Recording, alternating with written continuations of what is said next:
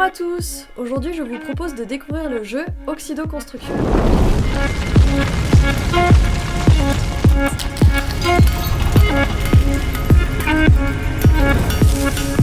Ce jeu a été créé avec des enseignants de chimie Paris-Tech et son principe est de construire des demi-équations d'oxydoréduction. Nous avons décidé de développer ce jeu car les demi-équations sont une notion de base de la chimie des solutions. Or, nous nous sommes rendus compte que parfois les étudiants ne sont pas très à l'aise dans la manipulation de celles-ci. Nous avons créé un jeu de cartes qui permet aux étudiants de se familiariser avec la manipulation des demi-équations jusqu'à créer des automatismes cognitifs, et le tout en s'amusant. Et bien maintenant, découvrons les règles ensemble. Le jeu contient des cartes molécules, en vert, et des cartes qui serviront à équilibrer les demi-équations, soit des ions H+, en rouge, des électrons, en jaune, des molécules d'eau, en bleu, et des cartes permettant de poser les demi-équations, les cartes égales.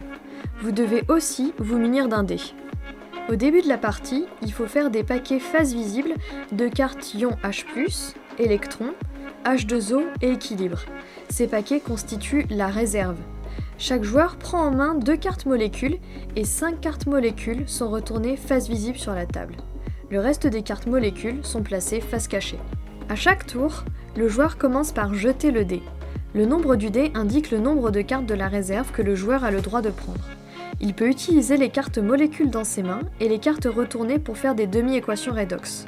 Bien sûr, l'équation posée doit respecter l'équilibre des atomes, de charge, la stoichiométrie, et l'oxydant et le réducteur doivent être placés du bon côté du signe égal. Quand le joueur a fini son tour, il a alors réalisé toutes les demi-équations possibles, il crie « Réaction !» Les autres joueurs vérifient alors ces demi-équations redox. S'il s'est trompé sur une équation, il a alors 0 point et doit remettre les cartes dans le paquet de cartes molécules.